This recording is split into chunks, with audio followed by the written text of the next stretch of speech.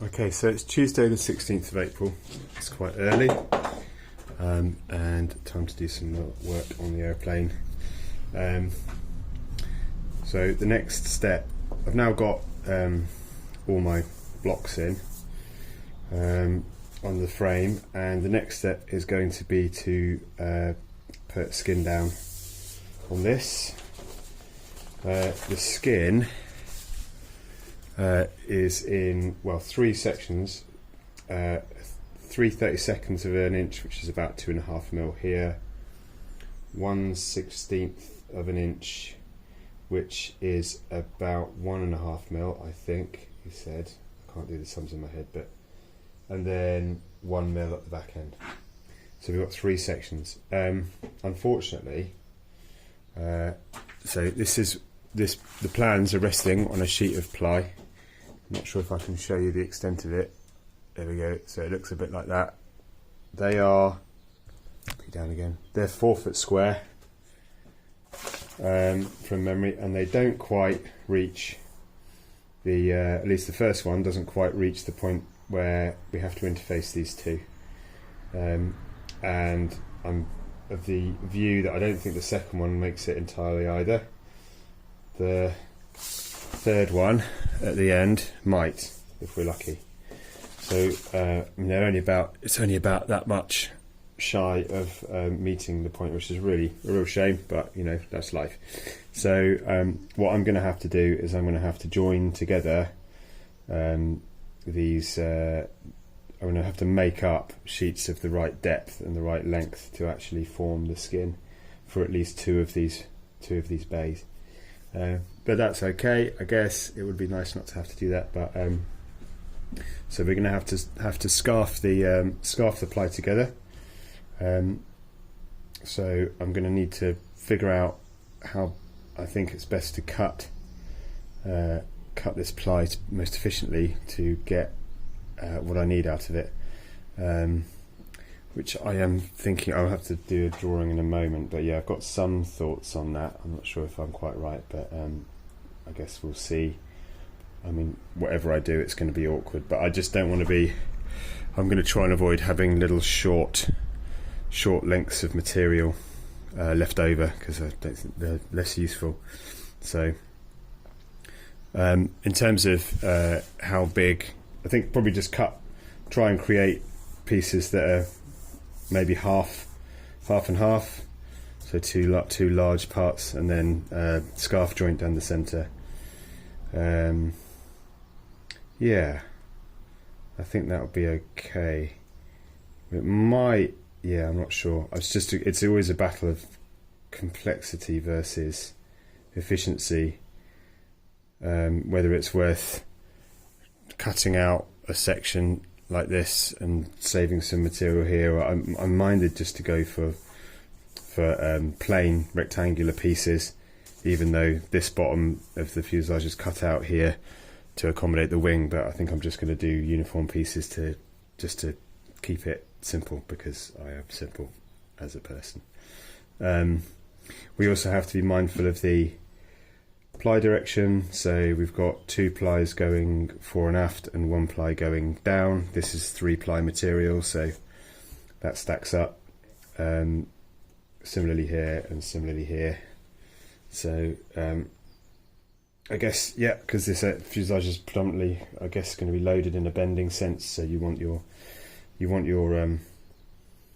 grain running fore and aft to take that tension and compression, I guess. And then the middle ply is really just there to hold the thing together, provide stability, he said. But I think, anyway, so 2 plies fore and aft, 1 ply up and down. Follow the plan. Okay, well, I'll just bring you back in a moment. So I told a bit of a lie earlier. That's actually 5 ply, but still the same principle holds. I'm going to have the 3 of the plies with the grain running fore and aft, and the 2 plies with the grain running vertically. So I'm just measuring the. So the first job really is to get this cut down to a size where it's manageable. I'm just measuring the depth. I'm desperately hoping that I can get 2 sheets at least out of this in the by cutting it in this direction.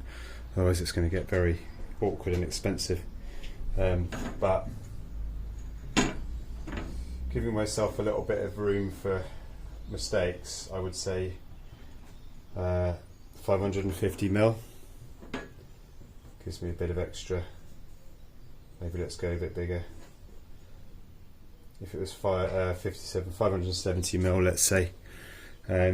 So what have we got on our sheet? We've got 570s there.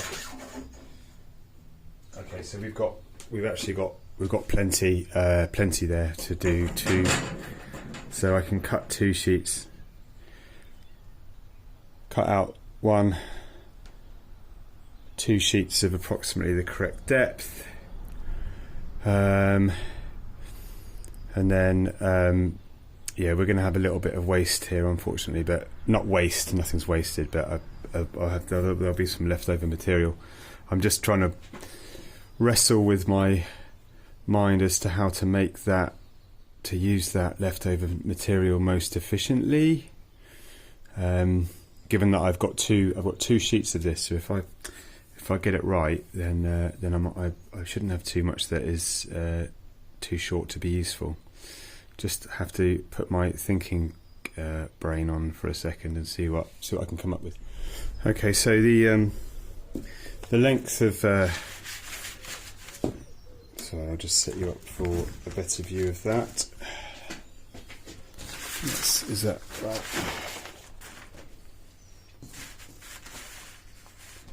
So this length from here to here is 1405, and the sheets of ply is about 1200-ish. So I think in the spirit of just keeping it simple, I'm going to rip that sheet down. So just give you a bit more better view of it.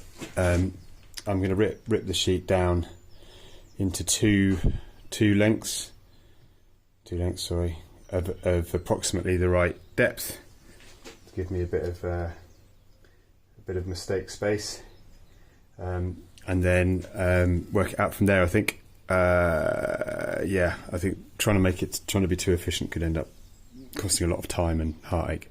I'm not sure there's actually a geometrical way of escaping from the fact that we're going to have to end up with a few bits left over, but my strategy is to try and keep those leftover bits as big as possible, because in my experience bigger bits of wood ply are more useful than small bits. So that's going to be my approach. So what I'm going to do is this is going to probably horrify some people. I don't have a table saw, so I'm going to have to jigsaw it along this, but that'll be like a rough cut, just to get it down into a manageable size, and then I can do my sort of manoeuvring, and I'll find a much more refined tool to do the cutting, to get it to shape. But in fact the final shaping may well happen once it's actually scarfed together and glued down, so I can kind of follow the fuselage with my saw, probably by hand at that point, I think, and then sand it back to be exactly right. Right, so as you can see, I've just marked up a line there which I'm going to cut along. One of the hardest things actually in life I've found is finding a long and even vaguely straight edge, but having tried a bit of electrical conduit, which is good, really good for doing curves actually, but very rubbish for doing straight lines, I found a bit of metal drilled metal material that is straight enough.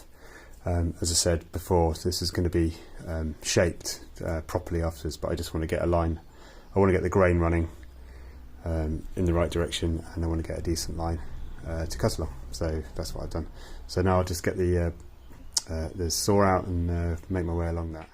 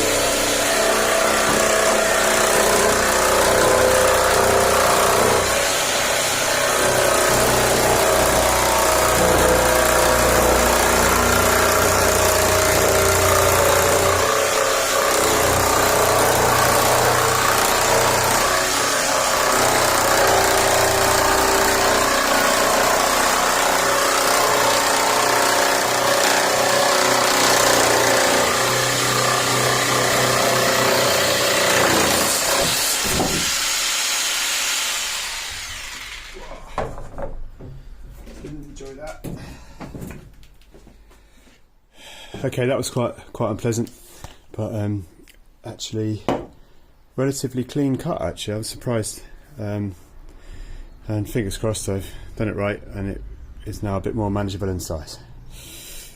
I'll just see if I can move that into position and make sure we've not made any huge mistakes.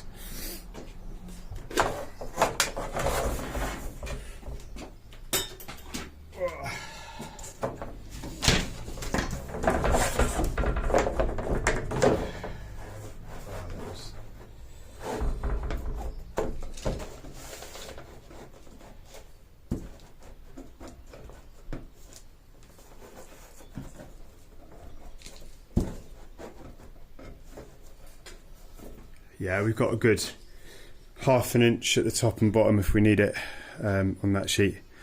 So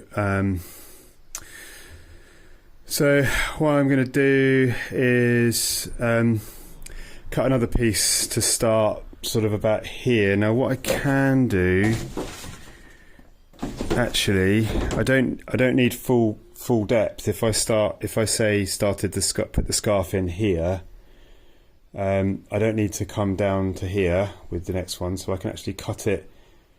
Whoa, hang on, almost made a silly mistake there.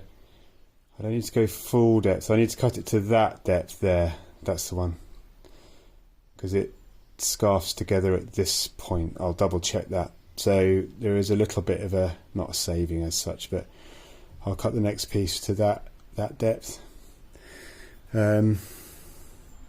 And actually, if I do that and cut that bit in half, I think half could do this side and half could do the other side of the fuselage. So we might be able to economise a tiny bit there. But look, this is aircraft building, so it's not about economy, as no one said it was going to be cheap. Okay, anyway, I'll crack on. So it turned out there wasn't a great deal in it in the end. I need to go to the last one I cut to 55 to give me some margin. With this one I'm going to cut it down to 52 again to give me some margin. I'm trying to be sensible. This is the machined edge of the sheet, so that's the bit I cut with a jigsaw.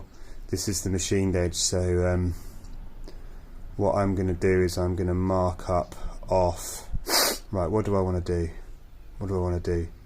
You know what, I think I'm going to mark up off my raggedy edge, because I know I'm giving myself some excess, and that will leave me with at least an offcut that's got one hopefully good quality machined edge on it for future use, rather than one with a raggedy edge on both sides, or a waney edge perhaps.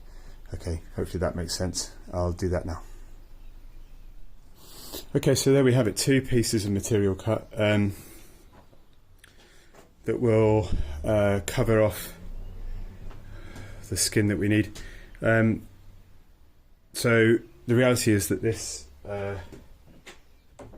we need to finish here, which is leaving a little bit. Obviously, that's not great. But so I think what I'm going to do is I'm going to cut this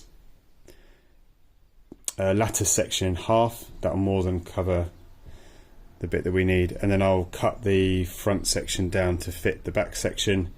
That will leave us with an irregular piece, but it will be in the 2.5mm thick stuff rather than an irregular bit in the 1.5mm. I'm just thinking the 2.5mm might be of more use later in the build, and then I'll go to a new sheet of 2.5 to cut the other front section for the other side, and I can use the remaining half of this bit. I just got no idea whether that's the most efficient way to do it, but it's a way that works for me.